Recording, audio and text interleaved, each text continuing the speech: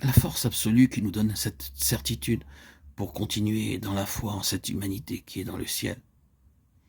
Nous voyons, cette lettre se termine finalement par tous ceux qui ont couru cette course de la foi. Et il y avait parmi eux beaucoup d'hommes faibles. Ils ne sont pas les meilleurs du monde en eux-mêmes. L'histoire de leur échec étant des hommes avec des passions, comme nous-mêmes, n'est pas couvert par le Seigneur. Tout est pleinement exposé, mais ils ont couru la course.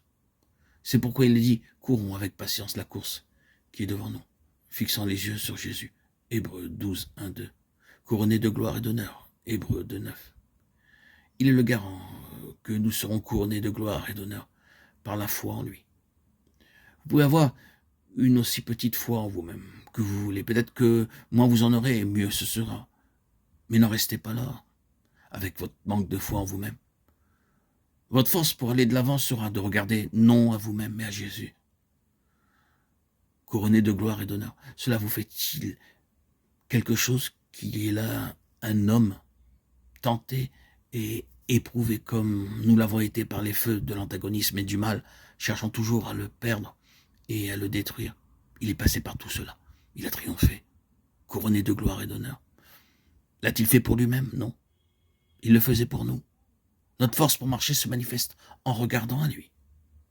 La manière d'agir de Dieu envers nous, ces voies étranges semblent parfois des voies difficiles. Comment les interprétons-nous? Voici l'explication, couronnée de gloire et d'honneur, conformée à l'image de son Fils. Nous passons par le feu, nous sommes testés, éprouvés, nous passons réellement par des temps difficiles dans les mains de Dieu. Mais qu'est-ce qu'il fait? Bien parfois, il semble que le feu manifeste tout ce qui est mauvais en nous, comme si cela venait à la surface. Mais regardons de nouveau dans le creuset.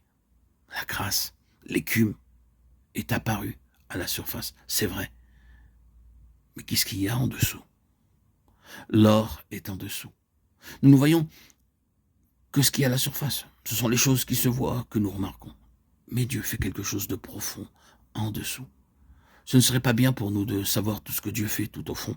Nous pourrions bien vite, dans notre pauvre humanité, devenir spirituellement fiers. Ce serait bien la dernière chose à faire pour notre bien. Mais il fait quelque chose de profond tout en bas. Il affine l'or, même si nous sommes plus conscients de la surface écumeuse que du reste. Il nous couronne de gloire et d'honneur, afin que nous puissions nous tenir avec honneur devant Dieu. C'est un mystère, mais nous devons l'accepter. Jésus a réellement pris notre nature humaine et l'a transportée dans la présence de Dieu. Et il est là, après être passé par toutes les difficultés, l'adversité, il est exalté. Notre humanité est déjà exaltée avec gloire et honneur en présence de Dieu.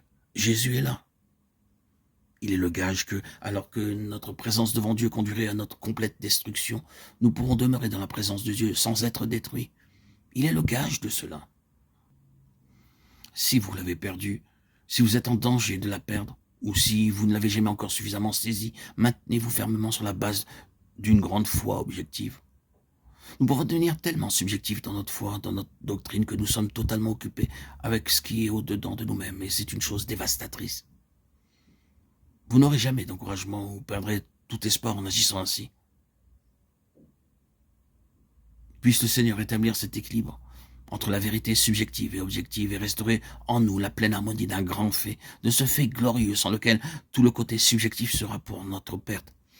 Il y a quelqu'un dans la gloire qui, tenté en tout point comme nous et sans péché, a pris notre humanité, la faisant passer par les feux les plus ardents et les plus intenses, des feux que nous ne pouvons pas imaginer. Il est là, comme si c'était nous, comme le gage que nous serons aussi là.